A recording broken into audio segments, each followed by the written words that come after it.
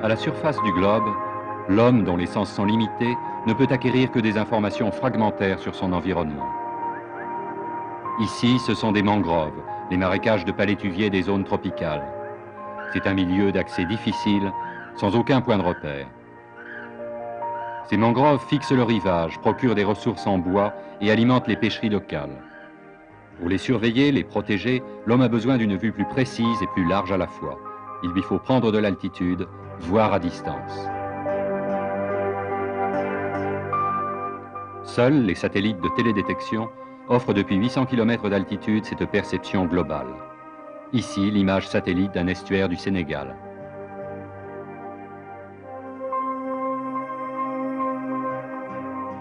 Grâce à des traitements colorés de cette image, un œil exercé distingue à partir de la ligne de rivage la succession de 3 types de mangroves selon les zones plus ou moins découvertes par les marées. L'image satellite apporte ainsi une connaissance détaillée et régulièrement mise à jour sur notre environnement. Depuis 1972, les satellites américains Landsat ont transmis des millions d'images du monde entier. Des dunes du désert d'Oman aux montagnes du Laos et au bassin du Mékong, l'image satellite permet d'étudier la nature des terrains, l'occupation des sols. Les rizières occupent les terrains enrichis par les alluvions du fleuve.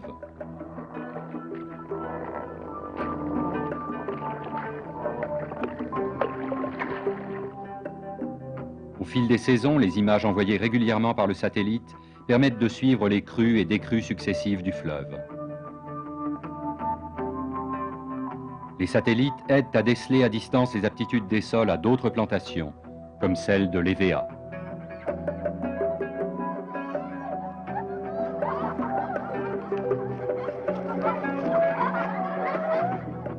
Les satellites météorologiques à 36 000 km d'altitude couvrent le globe en une seule image avec une résolution au sol de l'ordre de 1000 mètres. C'est-à-dire que tout ce qui mesure moins de 1000 mètres n'est pas identifiable sur les images qu'ils transmettent.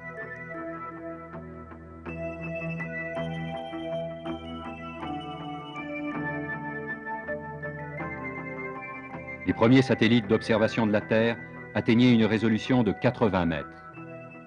Maintenant, s'ouvre l'ère des satellites de la deuxième génération, dont la finesse d'analyse pourra aller jusqu'à 10 mètres de résolution. Ainsi, le satellite SPOT.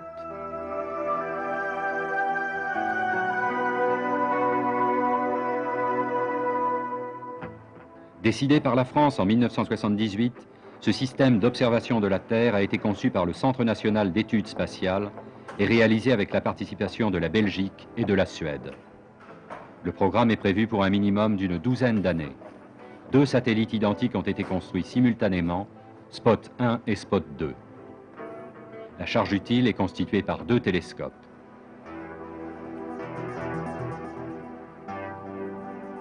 Au foyer de ces télescopes, 6000 photodiodes analysent électroniquement l'image point par point, sans balayage mécanique. On les voit ici grossis 1000 fois. Le paysage est enregistré ligne par ligne sur une bande de 60 km de large. La résolution est de 10 mètres pour une image panchromatique.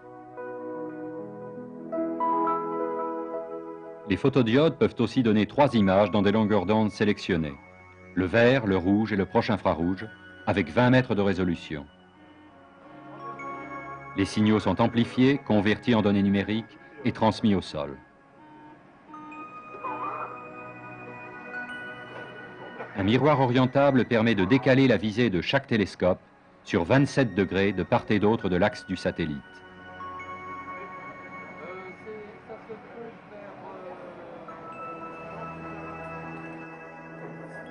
Spot, c'est un satellite de plus de 4,70 m de haut qui pèse 1750 kg.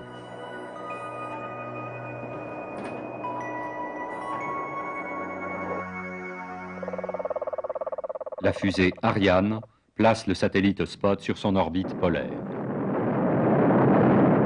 Tout est normal. Everything is normal.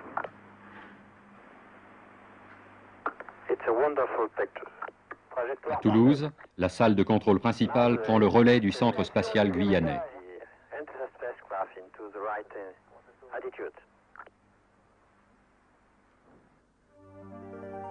Comme à chacune des nombreuses répétitions au sol, le générateur solaire se déploie sur 12 mètres d'envergure pour fournir les 1200 watts qu'exige le fonctionnement du satellite.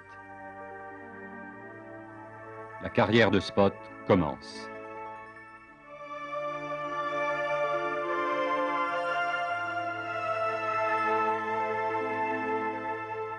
Un client suédois de Spot se présente. Nous voudrions une couverture complète de cette zone pour une étude de végétation. Des couples stéréoscopiques? Non, du multispectral, mais sans nuages.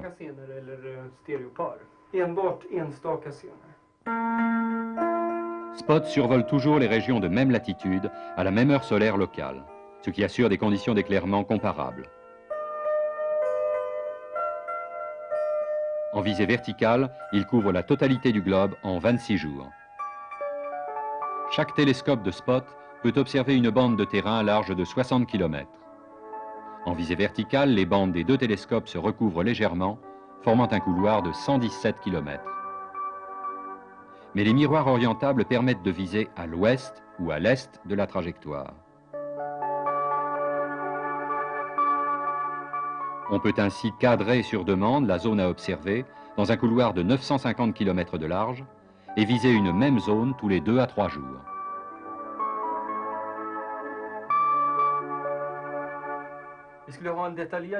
Nous voudrions connaître l'âge des différentes parcelles de ces forêts. Est-ce que les images sont disponibles?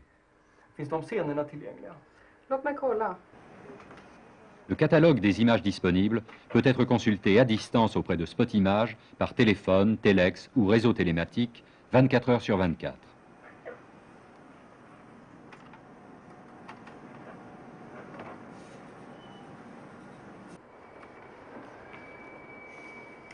Il manque beaucoup de scènes. On peut faire une nouvelle programmation. Nous sommes pressés, ce sera long, quelques jours seulement. Si les images disponibles ne conviennent pas, le satellite est programmé pour une nouvelle prise de vue. En cas d'urgence, la programmation est préparée sur console informatique. Sur la Suède, dans le mode de prise de vue demandé, les seules images en archive sont représentées par cette bande mauve. Pour compléter la couverture, on programme la prise de vue sur une des prochaines orbites. Ici, un seul instrument est utilisé. Dépointage du miroir, 24 degrés. Mode multispectral, nombre d'images, 13. Puis, la couverture est terminée par 16 images avec un dépointage de 27 degrés.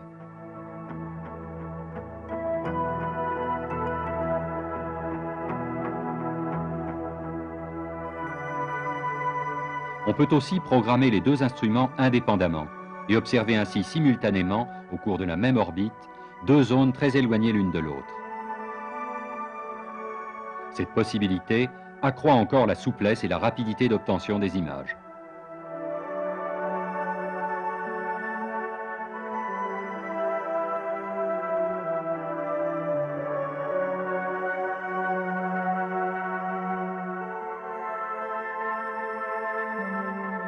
Il reste à Spot à transmettre au sol les informations qu'il recueille.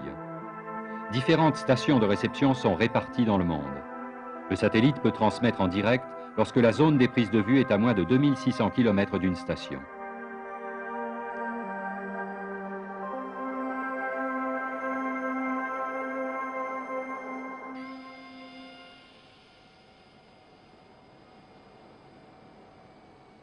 Il existe deux stations principales, celle de Toulouse en France et celle de Kiruna en Suède.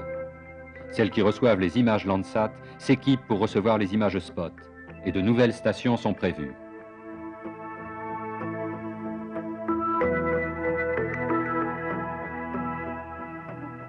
La fréquence des passages augmente au fur et à mesure que l'on se rapproche des pôles.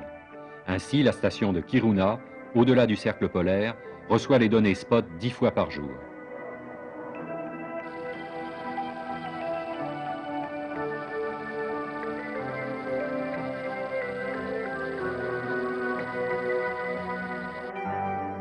Pour les régions situées hors de portée des stations actuellement en service, les données sont stockées sur un des 2 enregistreurs à bord du satellite, puis retransmises en différé lors d'un passage de nuit par exemple, à l'une des 2 stations principales, Toulouse ou Kiruna. Le fonctionnement couplé de ces 2 stations permet d'acquérir chaque année environ 500 000 images SPOT, soit plus de 3 fois la Terre entière dans l'année.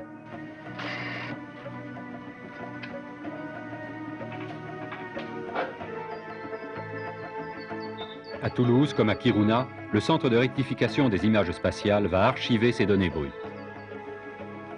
Des prétraitements standards sont réalisés pour tenir compte de la rotondité de la Terre, de l'obliquité des prises de vue. Les scènes sont annotées, cataloguées et dès lors disponibles pour les utilisateurs du monde entier. C'est la société Spot Images qui commercialise les images et les produits Spot dans le monde, soit directement, soit grâce à son réseau de distribution dont chaque station de réception fait partie. Aux États-Unis, c'est sa filiale Spot Image Corporation qui en est chargée.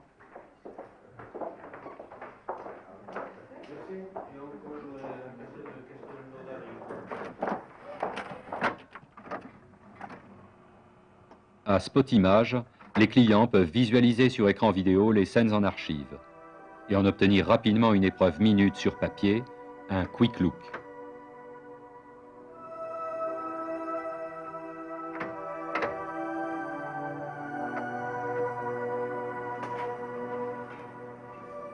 Les documents choisis sont livrés soit sous forme de bande magnétique,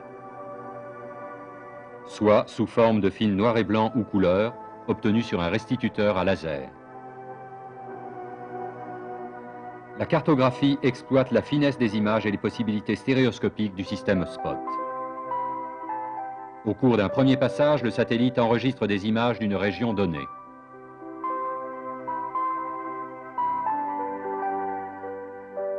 Lors d'un nouveau passage sur une autre orbite, la même zone sera vue sous un angle différent.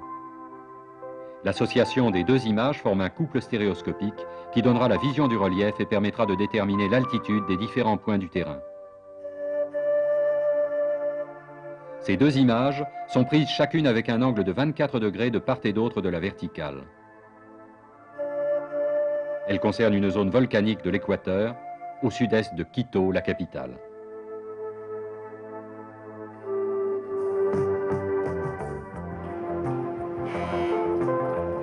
Pour que les images SPOT soient utilisables pour la cartographie, il faut disposer de points de repère que l'on identifiera sur l'image satellite.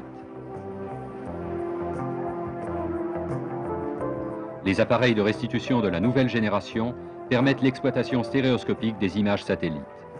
Les courbes de niveau sont tracées avec une précision de l'ordre de 20 mètres et peuvent être numérisées. Il aurait fallu toute une équipe pendant plusieurs mois pour réaliser ce travail par les moyens classiques.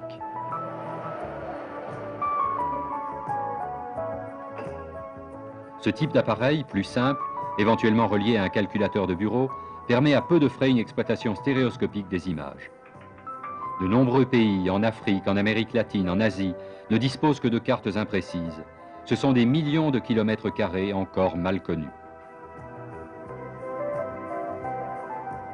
Spot facilite aussi la révision des cartes existantes. Après traitement, l'image Spot est superposable à la carte ancienne. La résolution de 10 mètres aide à compléter la carte.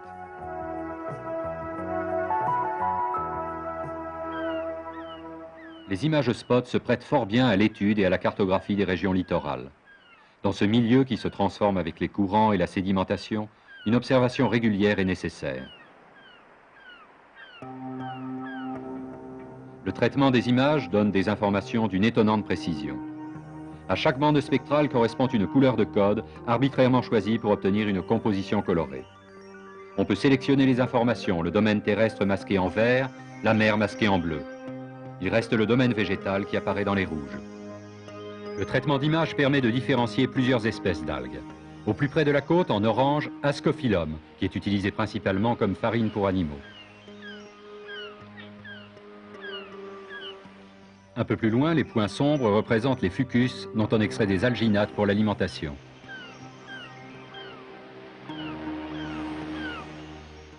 Enfin, près de la limite des basses eaux, les points verts signalent les grandes laminaires, exploitées également dans l'alimentation et l'industrie des cosmétiques.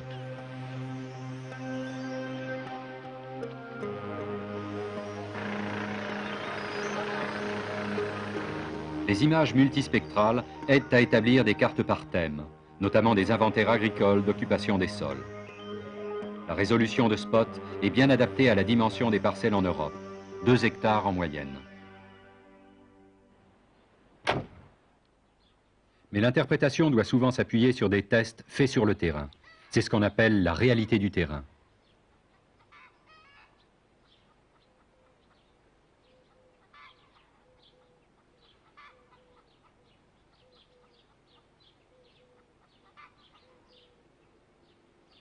On utilise des radiomètres portatifs pour contrôler les enregistrements de spots et faciliter leur interprétation.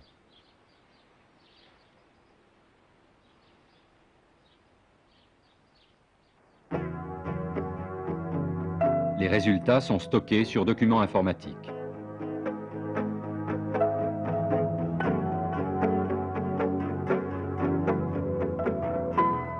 Ces mesures sont répétées plusieurs fois pendant la période de croissance des végétaux, parallèlement aux prises de vue de spot.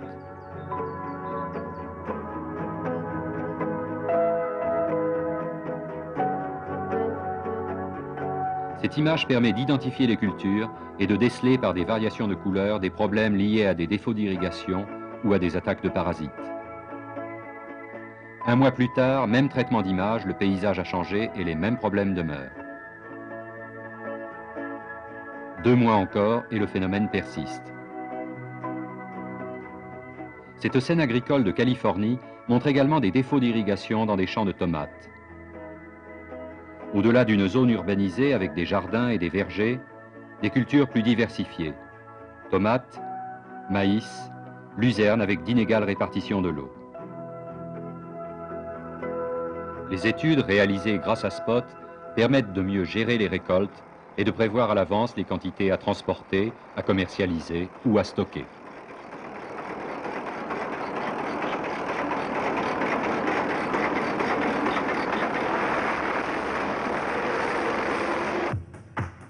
Pour des projets de mise en valeur de la vallée de la Volta Noire en Afrique, les agronomes délimitent sur l'image spot les différentes zones à aménager. Le fleuve et le lit inondable en saison des pluies. Des bourrelets alluviaux en blanc qui traduisent l'érosion des sols due au surpâturage. La plaine alluviale où se trouvent les meilleures terres. Ces taches bleu foncé correspondent aux zones incendiées chaque année pour nettoyer les terres cultivées ou accélérer la pousse de l'herbe.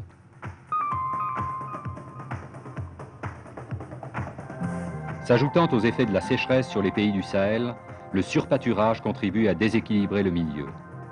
La zone aride s'étend autour des puits. Ici, un forage au Sénégal. Au centre de l'image, le puits et l'aire de stationnement du bétail. En bas, en rouge, des enclos de culture, du mil et du sorgho. En haut, dans les creux humides de la dune, quelques graminées. L'important donc maintenant, pour nous, est de reconnaître... L'interprétation des images satellites, comme toute discipline nouvelle, exige une formation spécialisée. Il faut apprendre à reconnaître les critères qui permettent l'interprétation, savoir reconnaître des textures, être attentif à des signatures invisibles pour le profane. Tout à fait ça. Il faut aussi s'habituer à cette leçon d'humilité que reste l'exigence de la réalité du terrain. Brune, hein. Un peu brunâtre, gris-brune. C'est dans la colline qui est la plus proche de nous. Il y a 2 petits sommets séparés par une vire sans forêt. C'est le petit sommet de gauche. Sur cette zone sédimentaire de l'Utah, aux États-Unis, l'image spot fournit une finesse de détail remarquable. Au-delà d'une zone cultivée, on voit un grand anticlinal. La différenciation des types de roches est évidente. Elle facilitera la cartographie géologique et la recherche minière et pétrolière. Cette image du bassin parisien couvre une zone agricole de culture intensive. Ce système régularise la croissance des plantes et donne à chaque parcelle une couleur très homogène. Dans la forêt, par contre, apparaissent des différences de texture selon les essences, les âges et les modes de gestion. Rouge sombre des résineux, rouge clair des jeunes futés avant éclaircis, rouge moyen des feuillus plus âgés. La cartographie régulière des grandes agglomérations est nécessaire à leur gestion. Sur le sud-ouest de Paris, l'image panchromatique avec 10 mètres de résolution fait bien apparaître les rues et les avenues.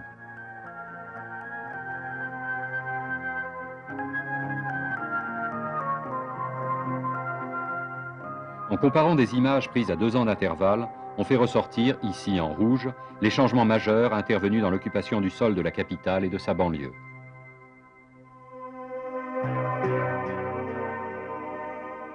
Dans de nombreux domaines, Spot est appelé à devenir un outil de travail quotidien. 30 mois après Spot 1, on lance Spot 2. On travaille déjà sur Spot 3 et Spot 4. La génération suivante se prépare avec des appareils plus performants, de nouveaux capteurs, des radars qui travailleront de jour comme de nuit, malgré les nuages. La continuité de service est assurée. Et Spot est prêt à répondre à l'évolution des besoins des utilisateurs pour une meilleure gestion des ressources et un contrôle régulier de l'environnement.